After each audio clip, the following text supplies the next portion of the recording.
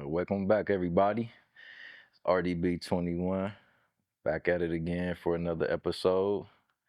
This week we're gonna be on just give a little rundown of some of the weekly topics for the week. The hot some of the hot topics for what's going on around the world in sports. We're gonna talk about Deion Sanders and his big pickup in the recruitment cycle. We're gonna talk about some of the big recruits, Julian Lewis and Bryce Underwood committing to University of Michigan. He flipped his commitment from Michigan to LSU. So we're gonna get into that a little bit. Talk about how Michigan was able to pull that out the hat. That was something that I don't think too many people seen coming. I know I didn't. I didn't think they was built for that one, but they did it. Um, Also, we're gonna talk about some of the some little local some local Columbus prospects, Ohio prospects in college basketball, and we'll talk about another prospect on the high school scene. On the college scene, gonna talk about local product Junie Mobley. I don't know if you guys got to see Junie Mobley out there playing for the Ohio State University. He's the new freshman point guard that they got. Well, he's more like a shooting guard. We're gonna talk about Junie a little bit. I got a little history with Junie, so I can give you a little insight on Junie. Um, Also, Darryn Peterson. I don't know if too many people know about Darryn Peterson, but Darryn Peterson was from Canton. He ended up moving. He went to Huntington Prep, and I believe he moved out and he's at Prolific Prep right now, but he committed. He's going to University of Kansas. He was a big time one of the top point guards in the nation. I don't think too many people around here know who Darryn Peterson is, but he, like I said, he's a Ohio product. He's from Ohio. So we're gonna get into it. Also, I'm gonna talk about we're gonna start it off by basically I'm gonna talk about LeBron getting off social media and what's that? What's my little thoughts about that. So I'm just gonna appreciate everybody. Like I said, let's get to it. So yeah, LeBron just had came out with a social media post where he basically told everybody, he said he wasn't gonna be on social media anymore. He was taking a break. So that was something I thought that was like I know LeBron he does do that. He does that from time to time. So it's kind of really wasn't a surprise. But I almost feel like the timing of it was more like I think that was more of what kind of caught my eye to it of him actually coming out and saying that. So I feel me personally how I feel about it. Like I said, it's a lot going on with LeBron right now. LeBron is he's the main attraction, and like everybody knows that Bronny he made history. He's the first father son duo to get out there and play together. Him and his son Bronny James. And there's a lot of talk going on right now about Bronny. About should Bronny be playing in the league, basically. And did LeBron, is it because LeBron? Which yes, it is. So I mean, that's just what it is. So, but like I said, I can understand why LeBron did get off of social media. Because like I said, me personally, I was never I'm not a big social media guy, honestly. I know y'all like, what is you talking about, man? You over here, I'm sitting here looking at you right now on social media. But yeah, this is something where I decided to, do something where I wanted to come out and just start talking about something that I wanted to do. So yeah, I became a part of social media. I have because it's starting to take over our lives. So I finally decided to join I guess join everybody else. So, but like I said, I do understand where he's coming from as far as like not wanting to do it and not wanting to be involved with it because yeah, like everybody who is on social media, y'all know. I mean, it's a lot of toxic stuff on there, and I know he's seeing a lot of stuff. He keeps trying to say that him and Bryant they don't care, but he does, man. They do, and I know it's hard. It's hard to deal with this, so I understand where he's coming from. You know what I'm saying? To us, like I said, I understand where he's coming from, man. You have to protect him. himself, his family. And seeing that every day, man, that's hard, man. I know his wife is probably saying stuff about it, like you gotta, talk to your wife about it. Like, she don't care. Like your wife, she man, they talking about our baby. Like, what you gonna do? So, I mean, he like, man, yeah, so I understand. I had to shut it down too. So I just wanted to start off by putting that out there, man, because like I said, social media, man, it's taking over our lives, man, and like I said, LeBron, man, him doing that, that made top news when he said that. So he is one of the top social media uh, figures. He posts a lot. He says a lot on social media. So people follow him and they expect him to be on there participating. So him not being on there, I understand that his following. I'm sure they don't like it. So, but yeah, I just wanted to make a few comments about that. Like I said, Bronny, man, I'm not gonna say too much about Bronny. I'm not on here to badmouth Bronny, man. I do, like I said, when everybody talking about LeBron, him being his dad and all that, and that's why he's there. Like, yeah, it is, man. So I mean, ain't nothing wrong with that. LeBron, he done did enough for everybody to do that. So I wouldn't be surprised if Bryce, he was waiting for him. So get ready for that. Because that could be coming soon. And that's gonna be the Lakers, the James game. So that could be what's in the making. And I wouldn't be mad at it. Like I said, if I was LeBron, hey, I'd do the same thing, man. Them was his babies, man. He's playing with his boys. So I know that's the greatest feeling in the world for him right now. It's a good thing and it's a bad thing. And like I said, this social media, him doing what he's doing right now, is showing that there is a downside to this fame and fortune that they have, man. Like it's not always great. So I kind of feel bad for him, honestly, in this situation. I hope that they can overcome that. I hope it ain't causing no problems for their family.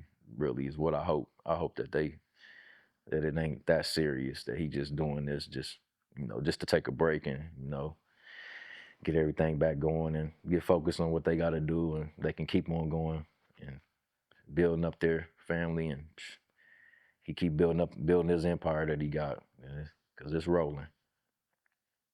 Uh, we're gonna I'm gonna leave that alone. We're gonna talk about Julian Lewis. He's the Carrollton, Georgia high school quarterback. I believe he's the number 2 prospect in the country. Um, he he had verbally committed to USC, I believe last year. So USC, as we see, USC hasn't been looking too good this year. They came to the Big Ten this year, and it looked like the Pac-12 ain't ready for the Big Ten because USC they're struggling. They're struggling. So I don't know if that was what changed Julian's mind. They call him Juju. Julian Juju Lewis. I don't know if that's what changed Juju's mind. But yeah, I would have thought about it too, because USC don't seem to be on that. They keep trying to prop them up as being this elite program. Lincoln Riley, he came there with Caleb Williams, and they had high hopes to being this great program. And I mean, Caleb Williams was the number 1 pick, but I mean, the team never really had any success that they thought they were going to have. So I'm pretty sure that all that weighed on Juju's mind. So Juju decided to go with Coach Prime over at Colorado, which, man, that shocked. I mean, I was shocked, but I wasn't, because I had seen that he had went there. He had took a visit there last year, so that caused a big stir last year when he went. He went and took a visit to Colorado last year, and when these kids, when they go to on their visits, they go take pictures in the uniforms and all that. So that caused a big stir of him being there and being in Colorado uniform. Everybody was like, "Oh, what's going on?" And that kind of started up the fuss back then. So I can't really say I'm surprised that he went there, but I feel like it was a surprise, because right there, I feel like him getting Juju is basically, this is letting me know that Coach Prime he's going to be in Colorado. He's going to be there for a while. I mean, for the time being at least. I somewhat thought that he might go to the NFL with Shador and Travis, but the more that I think about it, and the more I listen to some of the other analysts speak on it, and some of the ex players speak on it, I get a kind of a different perspective about it. Like they were saying, I heard, I believe Chris Candy was talking about it.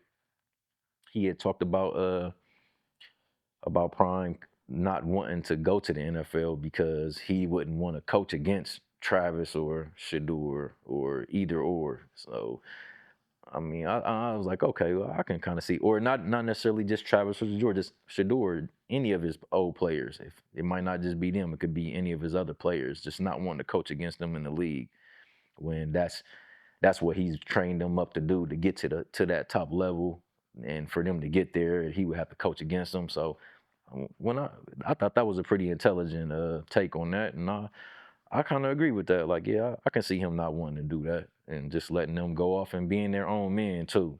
He keeps Coach Prime seems to be like the coach. He's trying to mold them to become men and mold them to be intelligent and make good decisions for themselves and their families. And yeah, that's one way. You gotta let the kid, you gotta let them go at some point. You can't stand over them always. So I think that might be, like I said, Juju going there kind of let me know, like, okay, yeah, he is gonna stay here, and he gonna let Shador and he gonna let Travis go, and he gonna let them go be their own men, and let them grow up and be who they gonna be.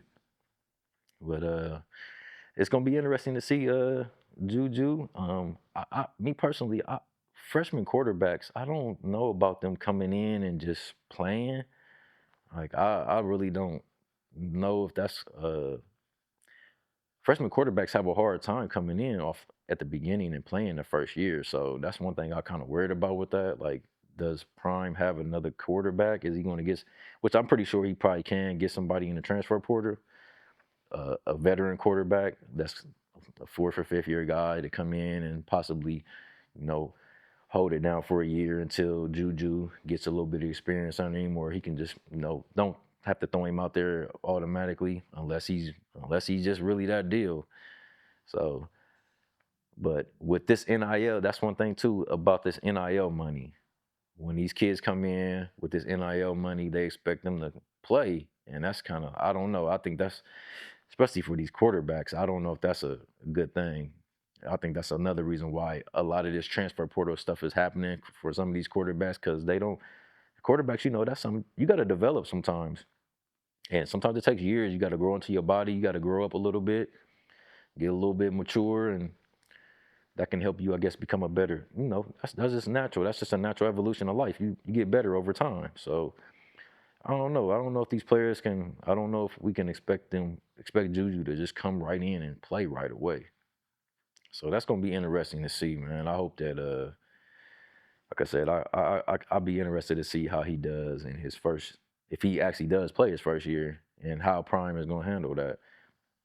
And I want to see how he's gonna actually handle having a turnover on their team, because, like I said, with Travis and Shador leaving next year, like Colorado is gonna be, it's gonna be a different.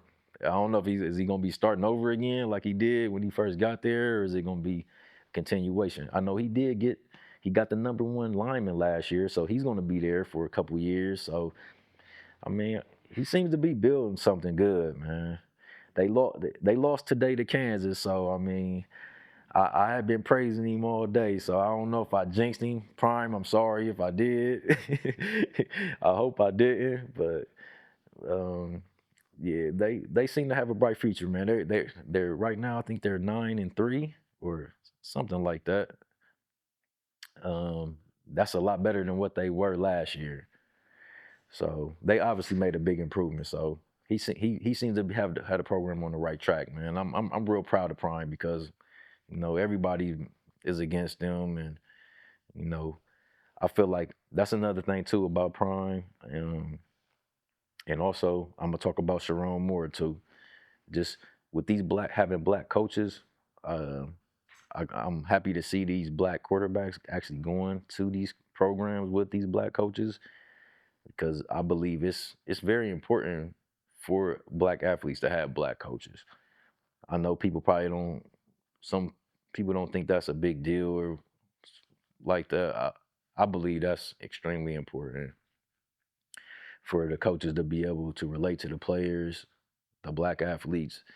Um, I mean, we need that.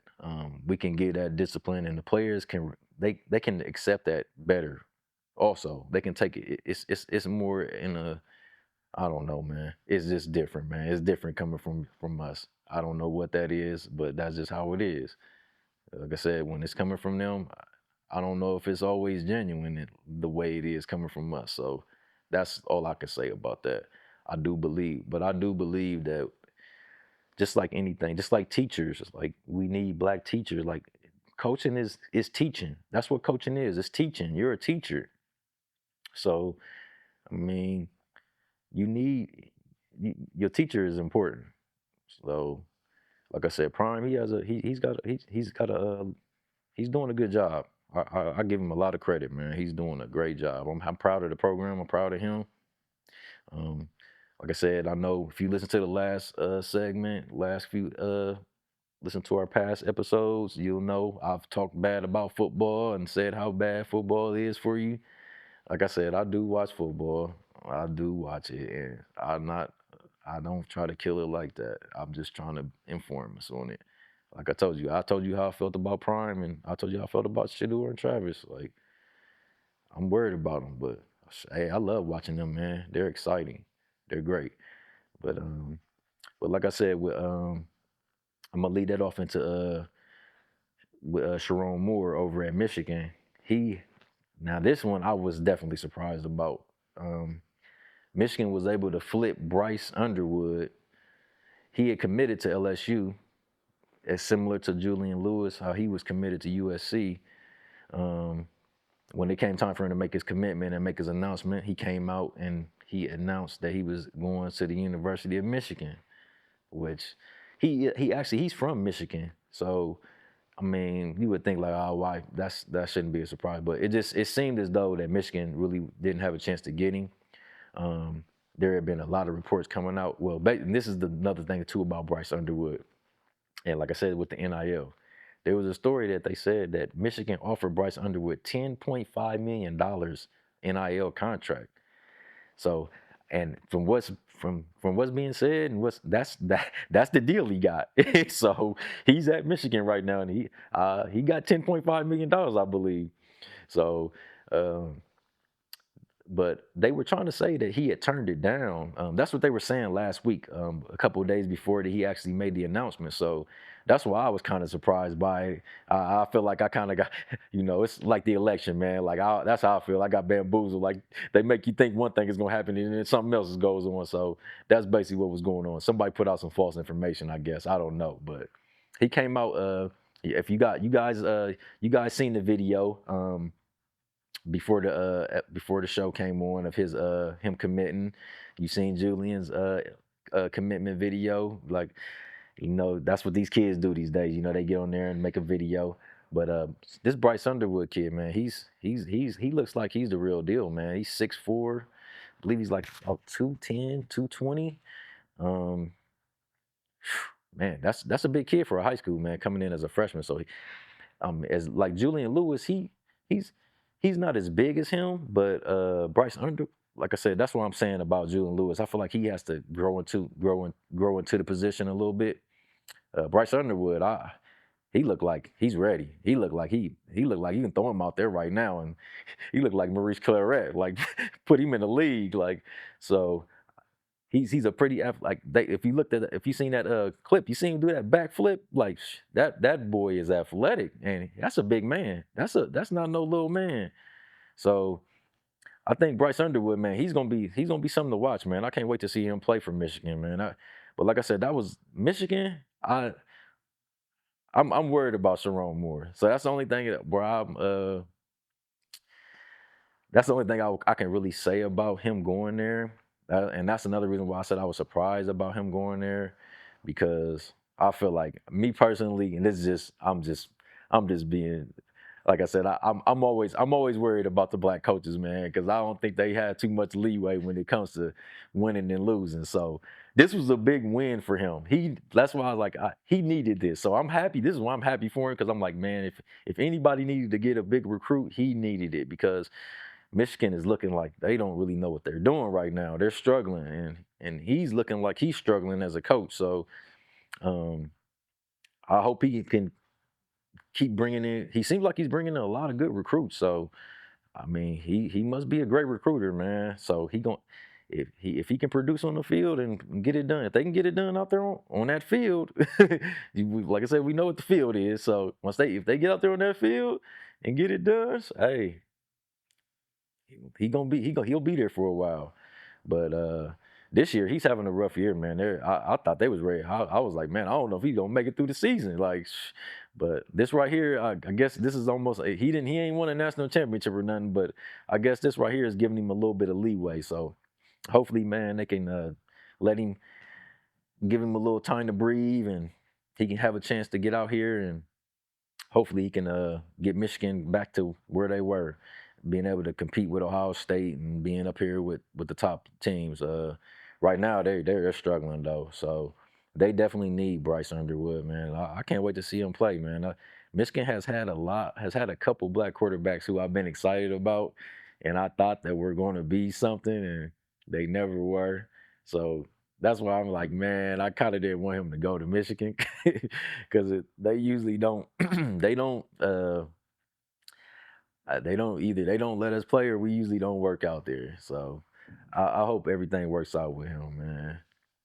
But like I said, Michigan, that they definitely got a good player, man. Like I said, I can't wait to see him play, man. Because like I said, if you see him, oh my goodness, man, that he's a man. He looks like he's a man for sure.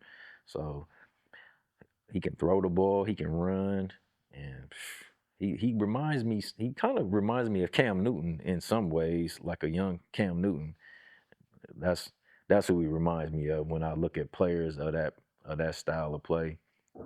Cam Newton, I know probably like, Cam Newton is like one of my all time favorites. So I'm just letting everybody know, like, I feel like Cam Newton had one of the greatest seasons ever in college football. The year he won the Heisman, like I seen him do some stuff that, man, I love college Cam. So, but yeah, I would like this. I hope Bryce Underwood, man, can come out here and get the job done. And another person who he kind of reminds me of is Cam Ward for the University of Miami. He's having a great year this year, so he kind of reminds me of him too. So Cam Ward is a little bit older. It's taking, like I said, once again, if you see him, it's taking him about 4 or 5 years. He's actually been in school for, I want to say this is his fifth year.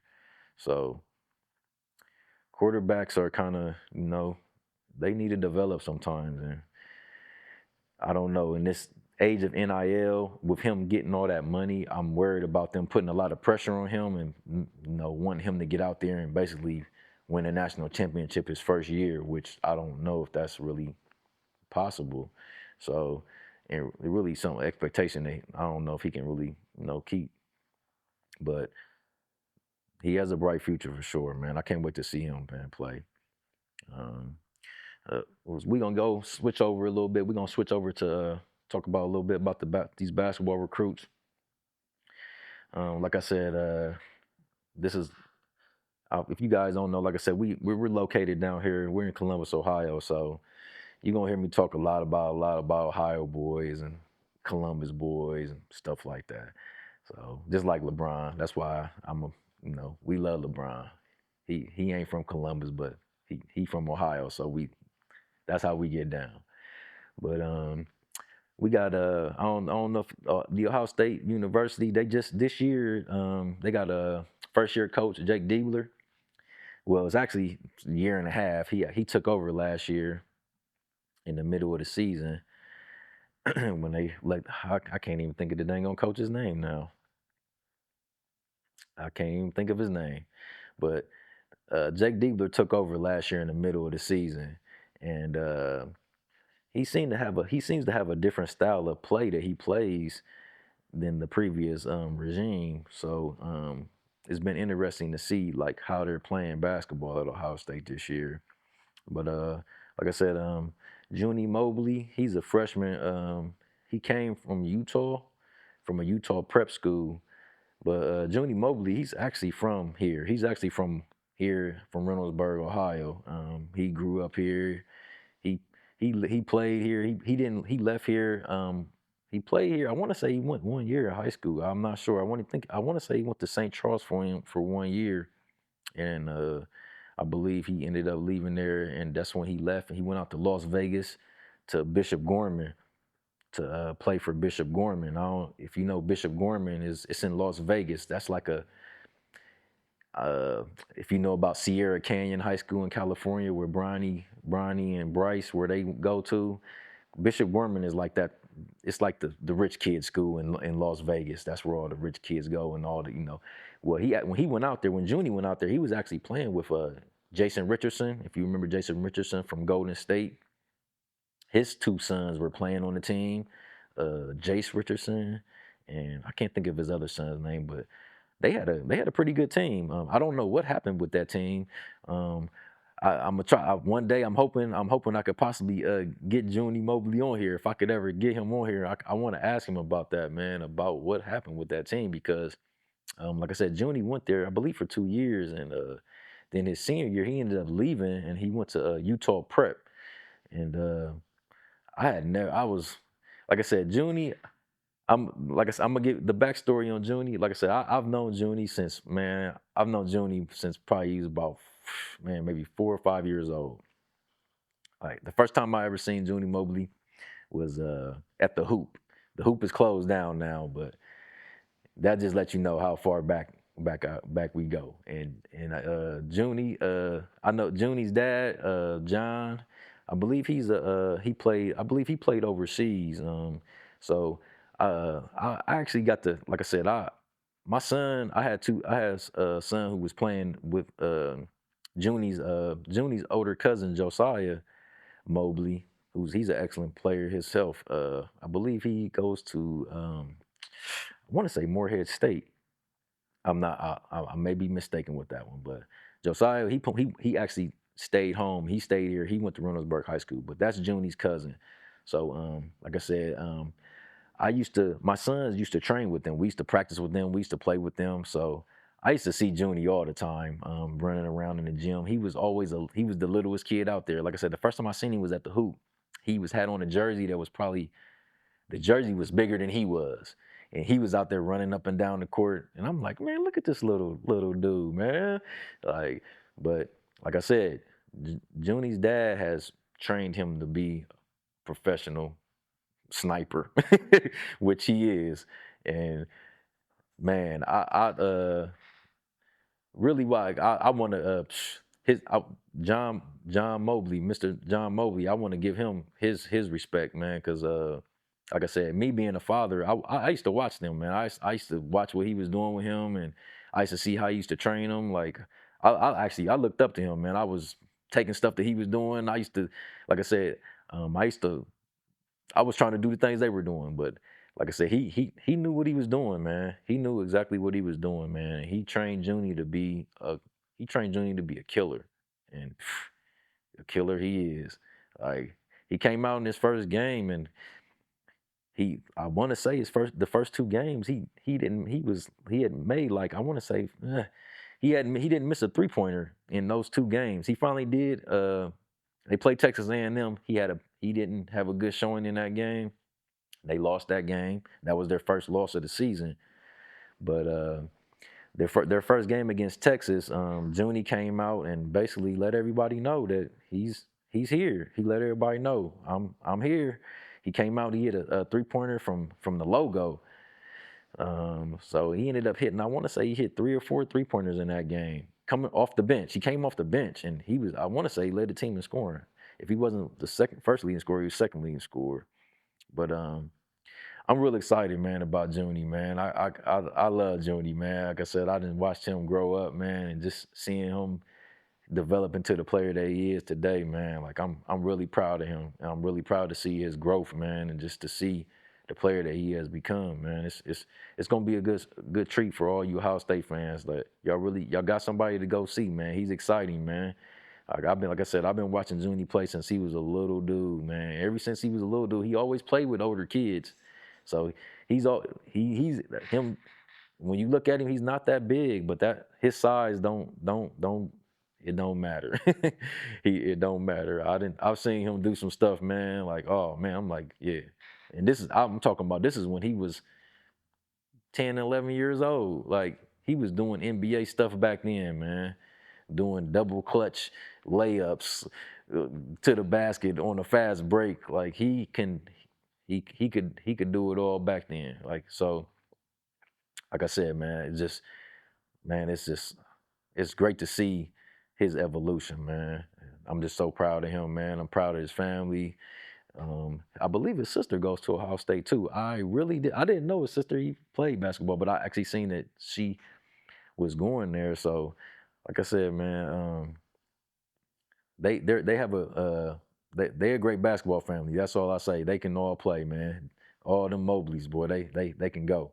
They can go, man. Like I said, I watched Josiah and Junie, man, from time that as little kids, man, and just watched them become men. And it's been great to see them grow up and become great basketball players. So, like I said, Ohio State, their team is, like I said, we're going to see how well they do this year. They in a little bit of transition. They're trying to find their identity. So we're going to see how they seem like they're playing a lot better. They're playing at a different tempo. They playing more up tempo. They're shooting a lot of 3-pointers. And like I said, that fits into Junie's style of play. So I see why he came here. I know why he probably was happy to see the coaching change, because they playing right into his style of play, man. This is how he likes to play. So I wish Junie all the best of luck this year, man. The last guy we're gonna talk about is Darryn Peterson. Darryn Peterson is, like I said, he's from Canton. He went to Huntington Prep. I believe he went there for 2 years. And then, like I said, this is another thing too about these players. Just like Junie and Darryn, like elite level players, like they they don't just play for one school most of the time. They're traveling to these different. They're going from prep school to refine their talents. Like, and that's basically what he's done. He went from Huntington Prep to Prolific Prep, and I believe Prolific Prep is in California. So um, he's committed to Kansas, and I don't know if you see Kansas. They're looking like they're one of the top teams in the nation. So Kansas has he's an Adidas. He's been on the Adidas pipeline. So him going to Kansas kind of wasn't a big surprise, because if you understand how the recruiting cycle works, a lot of these kids, when they're out here on the AAU circuit, they play for the shoe companies. Basically, these shoe companies are supplying these kids with shoes and money and other things, clothes and all those type of things. So Darryn Peterson was on the Adidas circuit. He was playing for Adidas. Sam Mitchell, who was a former Minnesota Timberwolves head coach, and he played in the NBA also. He speaks about Darryn Peterson. I believe he speaks about him on his show on NBA radio a lot. I believe he actually says he trains Darryn Peterson from time to time. He coaches him in the summer. So Darryn Peterson has been getting high level training from the Adidas circuit, and they prepared him for this next level. But like I said, I don't think too many people know about him, man. When I got to see him play, man, he's a pretty tough guard, man. Like I just that's why I'm talking about him. I want everybody to know. Like I said, he's an Ohio kid that I don't think too many people from Ohio know about, and I think that's somebody that we really should be keep an eye out on him. He's a hometown kid he's gonna be in the NBA most likely one day here soon.